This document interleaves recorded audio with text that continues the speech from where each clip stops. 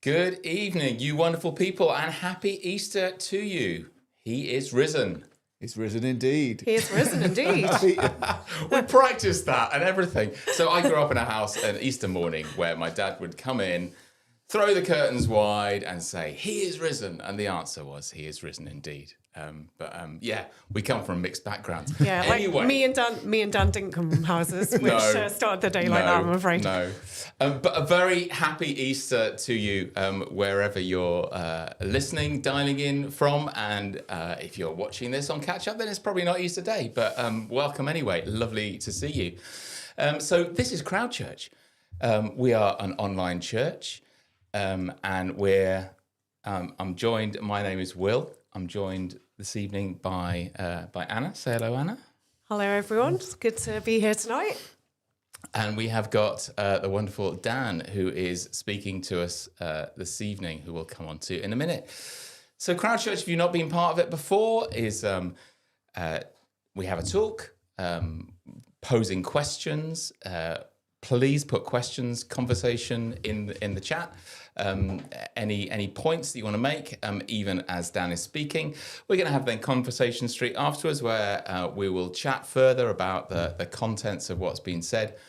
And then after about 50 minutes, we're going to join in a live lounge. You are very welcome to come on the Google Meet. The link will go in the chat later to just connect further. So please feel free to, as I said, comment in the chat. And join us. So Anna, what was your day like? It started quite early. It was good, yeah. It started early. We did Easter eggs quite early. I've got an 11-year-old boy, so he was up bright and early waiting for his chocolate, because that's obviously the main point of Easter. But you made him hunt for it. Yeah, he did do an Easter egg hunt. And yeah, I was out of the door quite early this morning, actually, because I was part of a gospel choir this morning in our local church. So yeah, I was out early for a sound check at like 8:30. So it was an early start. Then we came home for a roast and lots of family games this afternoon. Got my mum and dad staying. They might even be watching now on the live feed if we're lucky. So it's been a good day. How was yours? Fantastic. Yeah, very good. Similarly, quite early up out the door. Taking my parents over to my aunt's house on the Wirral, where we managed to get to her church and had a lovely meal around at hers, and also an Easter egg hunt after lunch. There was one cream egg that went missing. I did try to kind of count them all out and try to remember where I hid them all, but one remains somewhere in the garden. It'll be like a surprise in a few weeks' time when someone stands on it. Eaten by ants and be discovered in about July, just a bit of foil. A little bit rotten. That's part of Easter egg hunts, really, isn't it? So hope you've had a lovely Easter wherever you're celebrating. Why don't you put in the chat what you've done today and how you've celebrated Easter? We do get people joining from all over the world, and traditions are different. In fact, I learned, we were talking a bit about Easter Bunny and things like, how on earth, I think one of the kids asked, what is it with a bunny and eggs? So I didn't know this, but apparently that started in Germany, that whole tradition, that there was a spring hare that laid coloured eggs in bonnets. I mean, crazy. Yeah, but I don't think that, maybe I'm wrong on this, but I don't think they did like originally chocolate eggs. Because I remember going on a school exchange. This is going a bit off the point now. But when I was about 14, I went on a school exchange and I stayed there over the Easter holidays. Because I distinctly remember we had to paint loads of, just like regular kind of hen's eggs. Yeah. We had loads of them and we had to paint them all. And that's what they did. And that was kind of the German tradition. Yeah. And I think it was more of a kind of decorated eggs rather than chocolate eggs originally. Yeah. It's probably capitalism that's made them chocolate. I don't know. I don't know. Someone who knows what they're talking about, tell us. I think that's totally right. Yeah. But yes, so something else I learned, that traditionally in the traditional church, I wouldn't necessarily call Crowd Church a traditional church, but you couldn't eat eggs in Holy Week. So all the eggs that were laid in Holy Week, you'd collect together and you would paint. That makes sense. And then they're there. So whether they were ready, whether you could actually eat them by Easter Day or not, or just have them painted. But I think that's where the tradition started. Anyway, without further ado, so we've talked a lot about traditions of Easter, but we've got Dan with us and he's going to tell us actually a bit more about Easter. About the real Easter. So stay tuned. Please, as I said, put questions, comments in the chat, and we'll see you in a little while for Conversation Street. Dan, over to you. Well, thank you, Will. Yeah, so there are lots of traditions, aren't there? But today I want to talk about history, not just a story. And let me explain. I believe, and we'll unpack this later, but Easter is a historical account of Jesus of Nazareth being crucified, as we heard last week, and then rising from the dead. A miracle in history. If you know anything about the Bible or you listen to talks before on Crowd, then miracles are talked about all the time. Miracles like the feeding of the 5,000, healing the sick. You've probably heard us talk of times when God has healed us here in this room, provided for us, spoken to us, all amazing things. But I wonder if you hear them and often just store them in your memory as stories or fables. That was back then. That's just their take on things, coincidence. I can believe good things of Christianity without the factual impossibilities. Well, can you? Today, I'm talking about Easter, a miracle. This man, Jesus, was killed, and 3 days later, he rose from the dead. No metaphor, no illustration, not an old legend, a straight-up miracle. An impossibility in the natural world. He was sealed in a tomb, then he was out. He spoke, he ate with others, many witnesses, and then he ascends to heaven. So, wow, that's a huge thing, isn't it? So let's take a look at the why and the what and the how of all of this. So all of the four Gospels talk about the resurrection of Jesus. It's so high up in their priority of memories that it needed to be recorded. And in all accounts, the first people to see Jesus discover the missing tomb are women. We've got Mary Magdalene, Mary the mother of James, and different women in the different accounts. And why is this important? Well, this is a time when a woman's testimony wasn't valued. It was deemed unacceptable in a court of law. So if you're going to start a religion or a movement on this pivotal point, and you're probably going to get some men really recording this, these first sightings. But I believe recording that the women... Well, that's the time, do I? But I believe that women were the first to see the risen Jesus. Actually, the fact that women were the first to see recorded gives this more credibility. It shows that the gospel writers recorded what actually happened, not just the story they wanted to tell, not just a story that would give them more credibility. And I mentioned that the differing counts also have different records of the actual women that were there. And again, if you're going to write this down, all these facts, then and how they're recorded, then you're going to write them down. You sort of get all your stories straight, like if you were, committing a crime and you have a little chat between each other. You get the names the same. So this gives it, I feel, much more credibility in all these reports. So before I do go any further, so I'm just going to take some little bits here. I really recommend a book if you want to go into more detail. It's a book by a journalist called Lee Strobel. He wrote an amazing book called The Case for Christ. Great book looking at all the evidence for Christ. And he was so convinced that he became a Christian after writing it. And some of that book and a little extra he's put into a newer book called The Case for Easter. And it's well worth a read, or 2 hours, 48 minutes. If you listen to the audiobook, I get most of my knowledge through audiobooks as I'm driving around through the day. So back to my brief summary of things. We have the women discovering that Jesus isn't in the tomb. Let's read one of the accounts. This is chapter 28 of Matthew. Now, after the Sabbath, toward the dawn of the first day of the week, Mary Magdalene and the other Mary went to see the tomb. And behold, there was a great earthquake, for an angel of the Lord descended from heaven and came and rolled back the stone and sat on it. His appearance was like lightning, and his clothing white as snow. And for fear of him, the guards trembled and became like dead men. But the angel said to the women, "Do not be afraid, for I know that you seek Jesus who was crucified. He is not here, he has risen." And he said, "Come see the place where he lay. Then go quickly and tell the disciples that he has risen from the dead, and behold, he is going before you to Galilee. There you will see him. See, I have told you." So they departed quickly from the tomb with fear and great joy and ran to tell his disciples. And behold, Jesus met them and said, "Greetings." And they came up and took hold of his feet and worshipped him. And Jesus said to them, "Do not be afraid. Go and tell my brothers to go to Galilee, and there they will see me." What an amazing few sentences. For those of you who have listened to the talk that I did at Christmas, there's some more "do not be afraid" moments. An angel with appearance of lightning. Don't be afraid. You can have a search and have a listen. I love that. I love that. Don't be afraid. So when God breaks into our lives, sometimes it's just too much for these earthly eyes to grasp and to behold. We've got an angel. We've got the amazing, dedicated women. We've got guards who are just knocked out. Then off the women run to tell this amazing news. And then there's this is one bit where I'm sure Matthew and the translations of the Bible have just perhaps put a very short account of history. Greetings. Jesus just says greetings. I personally think perhaps there was a few more words that went there. What do you think? When they saw the risen Jesus and worshipped him.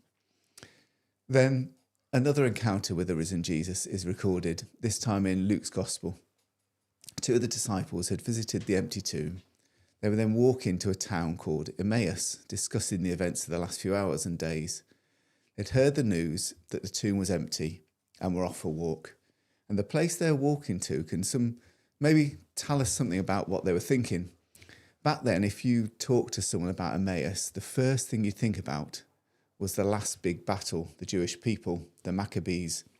They led a revolt against the Greek army and won there. It's a bit like talking to an American and mentioning Pearl Harbor, or talking to your granddad and mentioning the Somme. Immediately, wars and events would spring to mind. And often in the Bible, these facts that are mentioned are put there for a reason. And I think it's added here to show us that these disciples were perhaps thinking, this is what we thought Jesus was going to do. There would be another battle. He was the Son of God, and finally Jerusalem would be freed and the Romans defeated. Their heads were focused on what they thought should have happened. Do you ever have times when you think God should have worked in a different way? This can't be right, because if it was, God would have sorted things by now. He would have done it this way. With that in mind, these disciples are walking along and Jesus appears next to them. So let's read in Luke 24 and verse 13. That very day, two of them were going to a village named Emmaus, about 7 miles from Jerusalem. They were talking with each other about all these things that happened. While they were talking and discussing together, Jesus himself drew near and went with them, but their eyes were kept from recognizing him. And he said to them, "What is this conversation that you're holding with each other as you walk?" And they stood still, looking sad. Then one of them, named Cleopas, answered him, "Are you the only visitor to Jerusalem that does not know the things that have happened there in these days?" And he said to them, "What things?" And they said to him, "Concerning Jesus of Nazareth, a man who was a prophet, mighty in deed and word before God and all the people, and how our chief priests and rulers delivered him up to and condemned him to death and crucified him. But we had hoped that he was the one to redeem Israel. Yes, and besides all this, it's now the third day since these things happened. Moreover, some women of our company amazed us. They were at the tomb early in the morning, and when they did not find his body, they came back saying that they'd even seen a vision of angels who said that he was alive. Some of those who were with us went to the tomb and found it just as the women had said, but him they did not see. And he said to them, "O foolish ones, and slow of heart to believe all that the prophets have spoken. Was it not necessary that Christ should suffer these things and enter into glory?" And beginning with Moses and all the prophets, he interpreted them in all the scriptures, the things concerning himself. So they drew near to the village to which they were going. He acted as if he was going farther, but they urged him strongly, saying, "Stay with us, for it is toward evening, and the day is now far spent." So he went in to stay with them. When he was at table with them, he took the bread and blessed it and broke it and gave it to them. And their eyes were opened, and they recognized him, and he vanished from their sight. They said to each other, "Did not our hearts burn within us when he talked to us on the road, while he opened up the scriptures?" And they rose that same hour and returned to Jerusalem. Has your head ever been in a place where you've missed Jesus?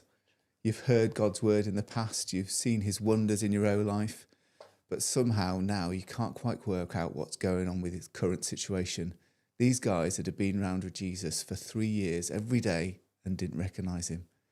Sometimes God closes our eyes. Sometimes we blink our own eyes, thinking, as I said before, that we talked about last week, that we have in our mind how God is going to do things, but then they recognised him. Then their friend, their leader, Rabbi Jesus, and immediately they went back to Jerusalem, back along the Emmaus road, but the other direction, back to the other disciples. The resurrection was a pivotal event, not just because of the miraculous nature of it, because of what it means to us. And it isn't just talked about in the Gospels, it's recorded in multiple books of the Bible. And perhaps one of the main passages is when Paul talks about it in writing to the Corinthian church. In chapter 15 of 1 Corinthians, he says this: "For I delivered to you as of first importance what I also received, that Christ died for our sins in accordance with the scriptures, that he was buried, and that he was raised on the third day in accordance with the scriptures, and that he appeared to Cephas, then to the 12, then he appeared to more than 500 brothers at one time, most of whom are still alive, though some have fallen asleep. Then he appeared to James, then to all the apostles, and last of all, as to one untimely born, he appeared also to me. For I am the least of the apostles, unworthy to be called an apostle, because I persecuted the church of God. But by the grace of God I am what I am, and his grace toward me was not in vain." So Paul summarises some of the encounters with Jesus that others had. He mentions Cephas, and this is Simon, that was another name for Simon, and 500 others. And he even says, if you don't believe me, loads of them are still alive, go and ask them. Well, I paraphrase that, but that's what he was saying. And some were already believers, and there was also James, the brother of Jesus. He gets a special mention because he'd been a bit of a skeptic. We heard earlier on in the Gospels that they, what's my brother doing? But when he saw his brother back from the dead, everything changed for him. Jesus was seen alive by many people for 40 days after rising from the dead.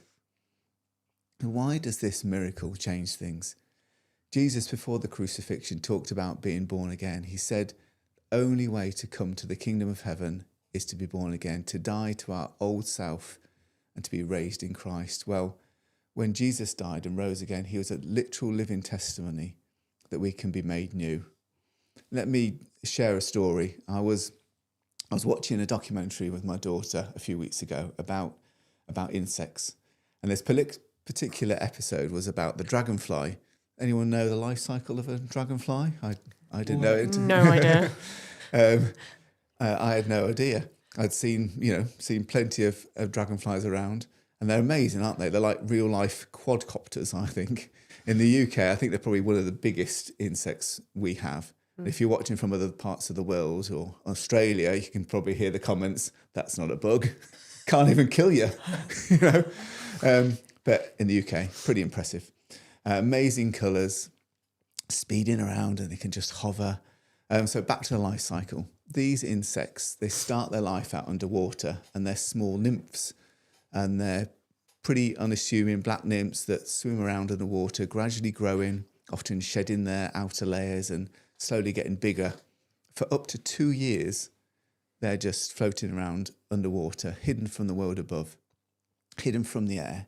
Then one day, they climb up some kind of river, plant or pond growth and out of the water. And this is where things start to get interesting. This nymph sheds its dark skin, and its amazing coloured blob of a creature sort of emerges, these colours that have never been seen before. It takes its first ever breath. Yet we're talking 2 minutes here, 2 years underwater, and then within minutes, it's this coloured blob on a stalk, taking a breath, but it's still not finished, can't fly. And these wings roll out, and apparently they're inflated. That's what the documentary said. It's on the stalk, beautiful created wings that are inflated and the sun's drying them. And then within an hour, it flies off, transformed. It's the same creature that lived under the water, but it's different. It's the same, but it can breathe. It's the same, but it can fly.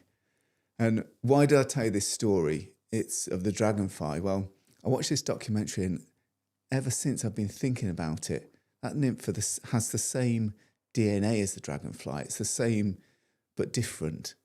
Can I say it had a new life? It received breath. And as I'm reading more of the Bible and listening to much brainier people than me that can speak Greek and Hebrew, I've learned that the word in Hebrew for breath is the same as spirit. God breathes into us life. He breathed into Adam and Eve, and he left us the Holy Spirit. He's come to give us life. Jesus died on the cross and rose again. He conquered death. In John's Gospel, it says, I came to give you life, and life in all its fullness. Let's read a bit more of the Corinthians and what Paul goes on to say. I'm going to jump ahead a bit. I'm going to read from the Message translation. I find the Message translation helps me understand the verses and passages of the Bible in a way that shows me the ideas and meaning behind some of the more complex theology. It's a paraphrase. It's not an exact translation, so we can't go into each word, but it really helps my brain to understand what Paul is trying to get across in his message. So starting at verse 35, some skeptic is sure to ask, show me how resurrection works. Give me a diagram, draw me a picture. What does this resurrection body look like? If you look at this question closely, you realise how absurd it is. There are no diagrams for this kind of thing. Do not have a parallel experience in gardening. We do have a parallel experience in gardening. You plant a dead seed, soon there's a flourishing plant. There's no visual likeness between seed and plant. You can never guess what tomato would look like by looking at the tomato seed. What we plant in the soil and what grows out of it don't look anything alike. The dead body that we bury in the ground and the resurrection body that comes from it will be dramatically different. You will notice that the varieties of bodies are stunning. Just as there are different kinds of seeds, there's also different kinds of bodies, humans, animals, fish, etc., unprecedented in its form. You get a hint at the diversity of resurrection glory by looking at the diversity of bodies, not only on earth, but in the skies, in the sun, moon, stars, all these varieties of beauty and brightness. And we're only looking at pre-resurrection seeds. Who can imagine what the resurrection plants will be like? This image of planting a dead seed and raising a live plant is a mere sketch at best, but perhaps it will help in approaching the mystery of the resurrection, only if you keep it in mind that when we're raised for good, alive forever. The corpse that's planted is no beauty, but when it's raised, it's glorious. Put in the ground weak, it comes up powerful. The seed is natural, the seed grown is supernatural. Same seed, same body, but what a difference from when it goes down in physical mortality to when it's raised up in spiritual immortality. Isn't that great? Paul talks about a seed like I talked about the dragonfly. The seed dies when in the ground, but when woken up, it grows. It's much stronger. It's a new creation. It's still from that seed. It's not a new thing, but it is a new thing. It has some of its original design, its essence, perhaps its DNA, but now it's got its potential. Christ died and rose that we can have life in Christ. Getting out of the message paraphrase now and into the English Standard Version, which is what we often use in Crowd, it says this in verse 42. So it is with the resurrection of the dead. What is sown is perishable. What is raised is imperishable. It is sown in dishonour, it's raised in glory. It's sown in weakness, it's raised in power. It's sown in a natural body, it's raised a spiritual body. If there's a natural body, then there is also a spiritual body. There's a natural body and a spiritual body, and this natural body is not fit for heaven. We need to be transformed into the spiritual body for heaven. Paul says later we'll be changed in the twinkling of an eye. But Jesus was raised. When Jesus was raised, he took off that corruptible body and he looked the same, but death no longer had power over him. And because of this death, his death, it no longer has power over us. Jesus was the same man. The disciples spoke to him. They ate with him. He wasn't a ghost or an apparition. A ghost can't eat. An apparition or hallucination appears to one person at a time, not different people all together. Jesus was physical. You may have heard, when you've heard the Easter story before, about Thomas's words saying, unless I see the marks in his hands and feet and his side, I won't believe. Often called doubting Thomas. And I think that's perhaps a bit unfair, because if I was there, I think I'd want to check. I want to check that this was the Jesus that I knew. When Jesus saw him, he said, Thomas, come and put your hands here. Touch me where the nails were. There's two things that I want to pick up on here. Firstly, when Thomas said, I won't believe until he wasn't with Jesus, I won't believe until I see him. He wasn't actually with Jesus. He was with some of the other disciples who were recounting their stories of seeing Jesus. And then 8 days later, Thomas comes and he says to him, put your hands here. Jesus knew what Thomas had said without being with him. And this was, I think, part of the resurrected Jesus. He and the Father are one. And yes, him and the Father are always being one, but something happened in that resurrected, that form. And he called Thomas and said, come and see. Jesus, God our Father, knows what we need. And secondly, I was struck by what Dave Connolly said a few weeks ago about scars, that they sort of remind us of some of the events that we've had in the past. And I thought, Jesus, he carried those scars as a reminder of what had happened, what he'd been through. He was raised from the dead. It was miraculous. His back was torn. He had probably lost most of his blood when he's raised from the dead. That miracle happened. God, of course, could have healed every part of him and healed those scars as well. One of the prophets, Isaiah, hundreds of years before, he said, by his stripes we are healed. Those scars bear the testimony of those stripes. When I read the passage earlier, you may have noted that Jesus appeared to them, and after his resurrection, this happened multiple times. He was just there, and I don't know and I don't understand this, but just to say that this risen Jesus broke the power of sin and death and the power of natural that was upon him. He also seems to break, in the past he broke some of the natural laws, didn't he? He walked on water. But it happened so much more after rising from the dead. Many times he just appeared to those around him. I'd love to know where he was when he wasn't with those that recorded these encounters. Perhaps he was spending time just with his Father. I don't know. What does Easter mean for us? Well, we've just seen a little bit. It's a massive question. But I believe there's too much evidence to ignore this miracle. What's it going to mean to you? One thing is for sure, the power of death was broken. Sin was defeated. Going back again to Paul in 1 Corinthians, and we haven't enough time to read all of it, but I'd encourage you to read it. Paul gets excited. He proclaims, death is swallowed up in victory. O death, where is your victory? O death, where is your sting? Quoting some of Isaiah the prophet, he will swallow up death forever, and the Lord God will wipe away tears from all faces. If we truly know that death has been beaten, then what does it mean for us, this life on earth? What does it mean for our priorities?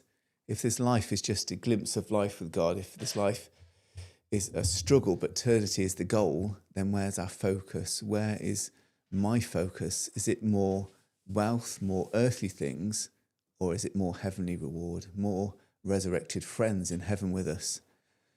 Does it make it easier that life can be less about us and more about others?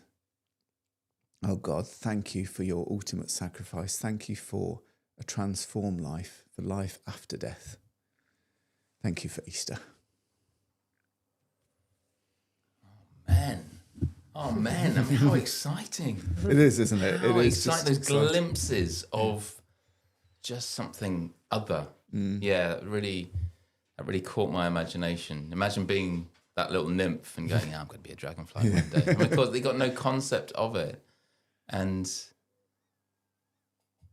like the guys on Emmaus, they didn't really have the concept of what this meant and what they could be as a result. They were kind of locked into what they understood, which was we live, we die, that's it. And there's no kind of legacy beyond that. And yet here was Jesus just kind of just giving them a glimpse of like, there is so much more. How exciting.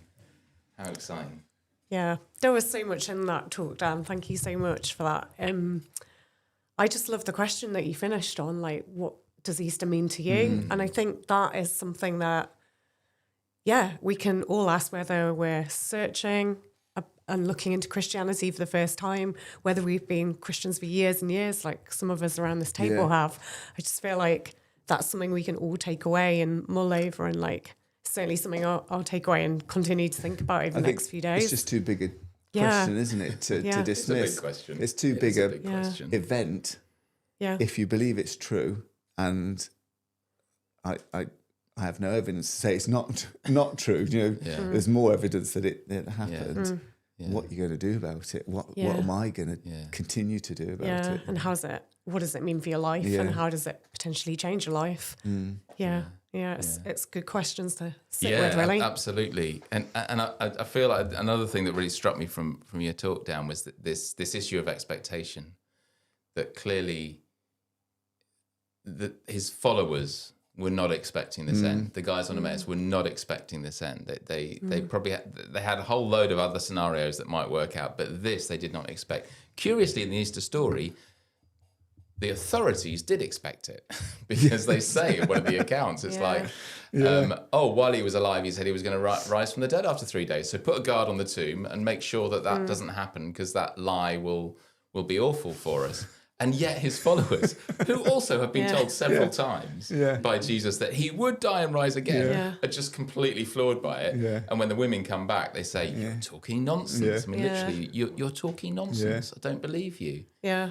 And so that their expectations were just too small. And that's what I love about Easter. It just as the tomb breaks open, it just breaks open our expectations of Jesus as well. You're absolutely right. And yet I also think, I love that point that you made, Dan, about when Thomas was asking to see the holes in his hands, and he wanted to see the scars for himself before he believed it. He wanted to see Jesus up close, right in front of him. Like, I won't believe it until I see it for myself. And I also think I love that inclusion in Scripture, because I feel like, aren't we all like that? Like, I need to experience God for myself. I need to meet this Jesus face to face and experience him in my own life and understand what his presence and his reality in my life actually means, and get up close and personal. Otherwise, it's just religion, isn't it? It's just following some rules, some ancient religion. And I feel like we all have an element of that. And I love that inclusion of that bit in the story, actually, because it's like, it's absolutely valid to be like, you know, if you're kind of thinking, oh, maybe there's something in this Christianity thing, but I need to understand it and meet God, you know, meet Jesus for myself and really see the proof. That's okay. Like, ask God to show you. Join Thomas' because I believe he will. Yeah. I love that fact. Yeah. And also the whole concept of greetings. It's just a real trim down. It's like, not only is Jesus risen from the dead, which is like, you know, there was belief in Jewish thought about resurrection, but no one had done it. So there was that reality, because they're seeing Jesus, the physical Jesus, eating, they can touch him, you know, physical. But he's not some elevated being. He's still their friend. He's still like, hey, I just want to hang out with you, and I'm going to appear to these 500 people, and I'm going to walk with you for the next 40 days or whatever it is till he finally ascended into heaven. And I mean, that must properly blow their mind. You know, it's like, he rose again. He's far too great for me now. He's just like, he's not going to eat fish with me. I was like, I followed him for 3 years, but he's like, he's on another level now. But no, he comes right back, and he just walks with them as a friend. Yeah. That's incredible. It's just so lovely, isn't it? It is. You just defeated death. You've been, however you want to describe it, down to Hades. Your spirit has conquered, and then greetings. I just love it. Go back to my mates now. Yeah. And, Yeah.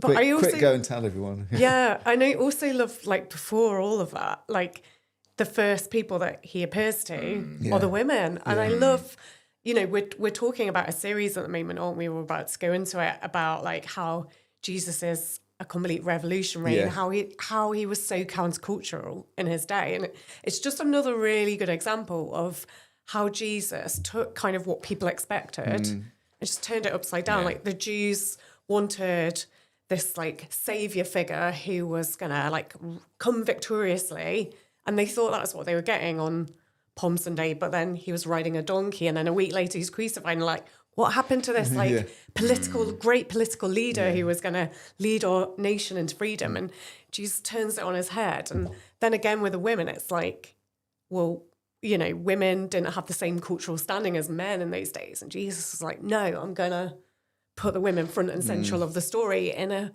culture and a time zone when women weren't front and center, really. Yeah. And I just love the fact that this, you know, who Jesus is just constantly turns expectation and, it's so counterculture, isn't it? It just takes what you expect and it's so much better, like turns it upside down. Yeah, no, absolutely.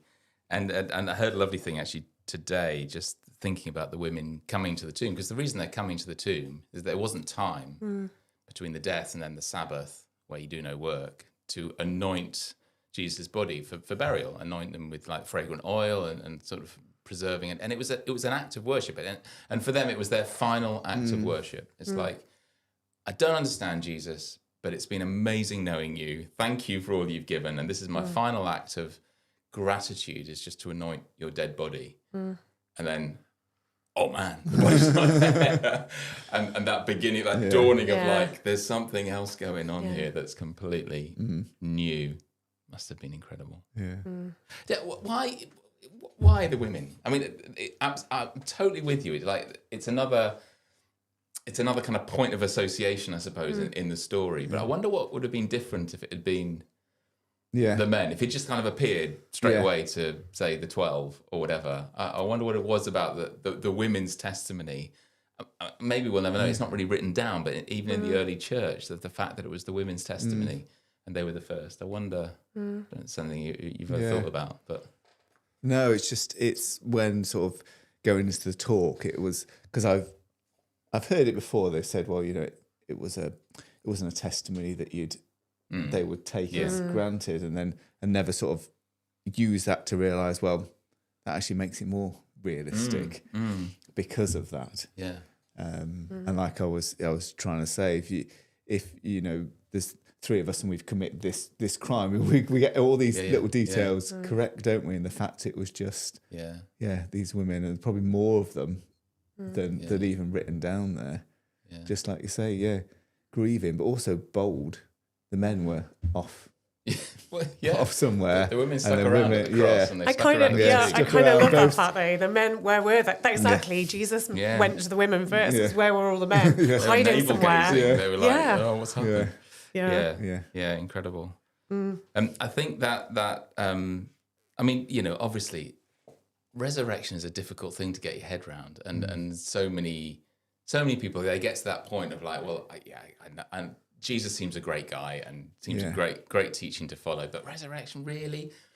And again, I really like your analogy of the nymph there, that it's really hard to grasp something so beyond what our reality is. And we're so bound up in our physical, self-centered reality at times. And what this story begins to bring, it just breaks that open, begins to give us a glimpse. And the Corinthians passage does it brilliantly. Like, it's just a little foretaste. There's so much more. What would a resurrected plant look like? You know, let alone the kind of earthly one. Yeah, I love that. That's why I quite enjoy reading the message, because you just get that little bit of sort of excitement in there, don't you? Well, this is what this seed has happened. this is just a natural seed. Yeah. What's a resurrected seed look like? Yeah. So if you're struggling with that whole, how can someone come back to life? Just, I don't know, maybe just test God out and say, give me that glimpse of something so much beyond my experience and my earthly knowledge and my natural assumptions. Because actually this whole story is full of that, isn't it? It's full of those little instances that just kind of break open our assumptions and our expectations. This is an interesting question that's just come through on the feed, actually. So why do you think so many people are willing today to accept like Christian values and culture or ideas, but not the actual core Christian facts about the resurrection that we've discussed tonight? Like, why is it that people like that idea of, cultural Christianity or its values, like, oh yeah, love each other? There's a question on the screen now. But yeah, like, don't necessarily accept the whole resurrection thing as Dan outlined it tonight. Dan. That was a good pass, wasn't it? First answer would be, it's the easy way to do it, isn't it? Like I said at the beginning, I think we can store lots of things of the Bible as fables. We can read it and go, yeah, that's just history. I don't really have to take that in. And we can take lots of the bits that are easier to do, the good bits. Be nice to people. Nice to people. I mean, that's not that easy. Not everyone, but generally. Help your neighbour out. Yeah. But at some point, we've got to decide, are we going to take the tricky bits? On my Facebook feed today has been full of, got Christians putting back Easter. Got lots of political parties now putting things like, he is risen. Like, do you know what you've just put there? Do you know you've just put there a miracle? It's not some platitude. You've just said a man was dead and he rose again. You've put that on your party. Do we really take death. It? Yeah. Do we really take that in? And perhaps they don't, but I just think it's great. That is one of the things about this so-called, Matt did a great talk about sort of what do you call it? The political Christianity. Christian nationalism, really. Yeah, yes. Yeah. There's lots of things that aren't great about it, but it does mean that a lot of these things invade our media and stuff. This, he is risen, just gets plastered everywhere. And like, what are you going to do? But at the same time, it's like that thing of like just making it a nice thing to say, or like a platitude, or just like Jesus set up some nice rules to live by. Like they make us nicer people, and more generous, and be kind, and don't hurt others. And all of those things. Like, don't get me wrong, none of us would disagree with any of that. But if it's just about being a good person, then why do you need the cross or the resurrection at all? Like, as soon as you take that resurrection out of the Easter story, actually you've taken all the power away. Yeah. Like, if you haven't conquered sin and death, what's the point? Like, I don't need God to just be like an all right person. Well, I can do that on my own. Paul later says, if there's no resurrection, then eat and drink, for tomorrow we die. That's it. There's no point unless there's resurrection. There's no hope, is there? There's like... And I mean, to take you back to the dragonfly example, if you just lived a really good life as a nymph, if you were kind to all the other nymphs and you kind of made space for them and you lived a life of service, that would be amazing. If you just follow Jesus' teaching, that would absolutely transform the world. But it's just the start. It's just the little beginning. And when you get the hope then of eternity and proper kind of power that can change whole systems and all the politics, it goes so much beyond our individual kind of choices into something, cosmic, really. I mean, it's just, and again, it's really hard to get your head around it, and unless you've tasted a bit of it, and even then, it's like, well, there's so much more to come. Much more. But I think that hope, because however much you try to follow a good set of teaching, there's still an awful lot of rubbish and darkness that you say, well, what about that? Yeah. How do you deal with that? And I don't think you can read the Gospels seriously without seeing those little pointers that Jesus is always pointing to something far more than just the moral teaching. Yeah. But I think you're right. It's an easier position to take, isn't it? Because we don't want to, I don't know, we don't want to sound weird and say, well, people can't rise from the dead. Of course they can't. And it's like, as you say, you get into some of the more radical bits. That is the essence. Yeah. But it's also, kind of harder to stomach. It's kind of hard to get your head around. But then also, who wants a God who fits into a nice little box that is of our own human making? It's very convenient. If he's that small, then I just kind of think, but I don't want a small God who's actually not much more powerful or impressive than I am. Yeah. I want a God who is, massive and has created the world and is able to do anything. Like, what's the point, really? We may as well all just go home. Like, I don't know. I kind of think it's challenging, but actually, faith is challenging. Yeah. But if it's not, all powerful, then what is the point? Like, I just, I don't know. I think that's true. I don't want a faith that's like, just like, it's kind of a fable, but it has a good moral to it. Yeah. And, to be honest, it's much harder with the distance of time and, the cultural, the scientific development of the past 2,000 years. It's much harder to grasp. Yeah. But again, thinking back to, and you mentioned this, there were eyewitnesses. People could go, they could contact them. And like say, a lot of eyewitnesses. Tell me your story. Yeah. And there would be, and those stories corroborated each other because they were all there. Yeah.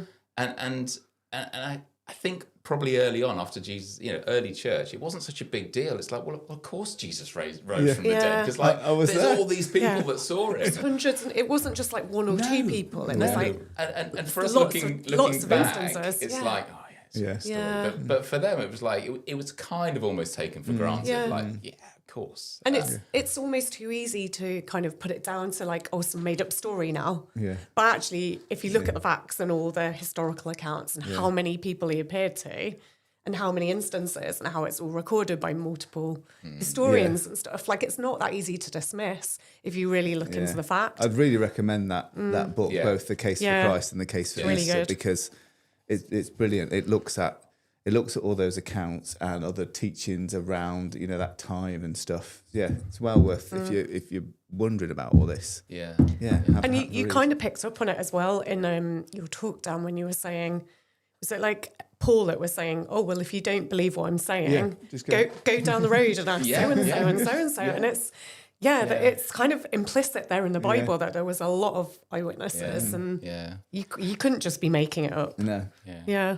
And, we're in a different age, but that's still true, isn't it? There's still plenty of eyewitness, not so much, but certainly kind of testimony of those that have met with Jesus and got this glimpse of like this complete transformation of way beyond their expectation of what life could be. And, if that's of interest, seek them out. Get in touch with Crowd. Although we didn't walk physically on the planet with Jesus, there's plenty of testimony of real transformation. Anything else in the comments, Anna? Not really that's come through, I don't think. Not that I can spot. But any final thoughts from you, Dan? No, I think just if you've thought about anything this Easter and you thought, well, what if it is true? Then what if it's true? What if it's true? What are you going to do? Yeah. You've got to make a decision. You've got to dismiss it, or you've got to accept it. And we just encourage you to get to know this Jesus, because he's alive. There's nothing. Yeah, he's alive. Yeah. And I think for me, just if you're feeling, even as we've been talking, as you've been listening, if you're feeling very limited in your expectation, maybe that's limited by your experience to this point, or rationality, or learning, or whatever it is. If you read the accounts of Jesus, he was constantly challenging those expectations and pushing those boundaries. And he wants to do that with each of us now, today, exactly the same. So if you've got a limit that your expectations are too small, maybe just explore, maybe even pray, maybe even say, God, just show more of yourself. What is this what is this amazing dragonfly idea that maybe you want to begin to speak to me? Because God will answer that prayer every time, I believe. Yeah.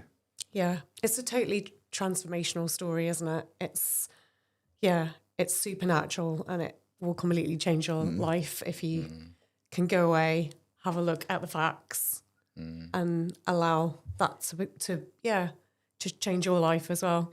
Ellis has put in the comments, I think the fact that the Bible isn't just a collection of fables is a really great point. It can be so easy to forget or overlook that. And I think, that's so true. It's so easy to just be like, oh yeah, we've all heard the Easter story before, the cross, this, that, the other happens.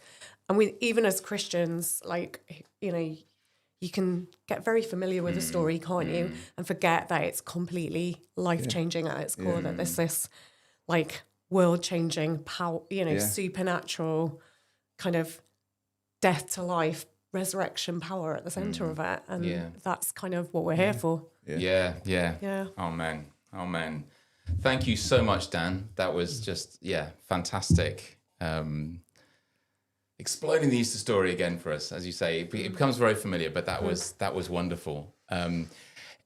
If anything's just touched you as you've been listening to this on recording or on the live stream, check out crowd.church. There's lots of other talks on there that you can access. There's some of those testimonies that we were talking about in What's the Story. We have a small group that meets virtually during the week. Lots of ways to get in touch and get involved. We're going to move now to the live lounge this evening. So that link, it's a Google Meet going in the chat. If you want to just dial in, say hi, wish each other happy Easter, come and chat. That'll be 5-10 minutes, just a bit of connection following this evening. And we're here next Sunday, every Sunday evening, 7:00 on the live stream. You are most welcome. So thank you again, Anna. Thank you, Dan, for a really rich conversation. And happy Easter all, and see you soon. God bless. Bye-bye.